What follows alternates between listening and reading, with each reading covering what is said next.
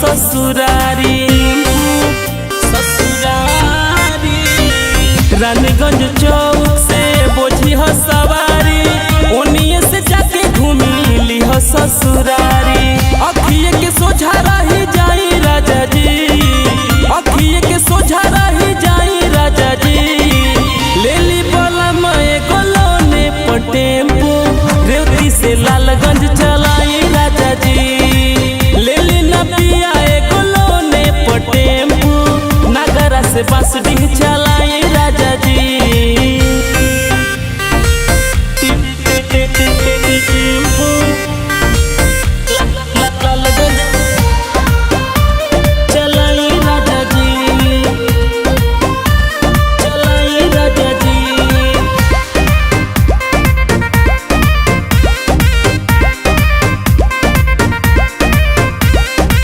भले दुई पैसा राजा कमही कमई हा, हंसी खुशी जिंदगी तू घर ही बीतई हा।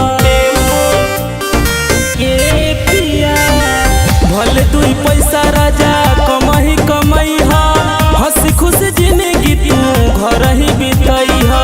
छोड़ी के टेंगर ही ना जाई राजा जी, छोड़ी के टेंगर ही ना जाई राजा जी।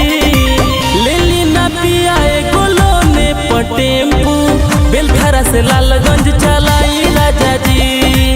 ले ली बोला मैं गोलोने पर टेम्पो, फेफना से रसड़ा चलाई राजा जी।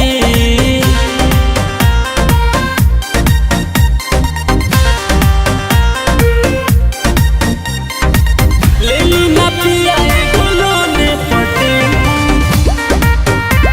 चलाई राजा जी। पीएस लालू सैया सुन दीपक जी, एतनो का नइखे हमरा कहे के हक जी। पीएस लालू सैया सुन दीपक जी, एतनो का नइखे हमरा कहे के हक जी। रोटी प्याज खाइल जाई राजा जी, रोटी प्याज खाइल जाई राजा जी। ले ली ना पिया गोलोने पर टेम्पो, माझी से लालगंज चलाई राजा जी। ले ली बोला मैं गोलोने पर टेम्पो, मटही से कार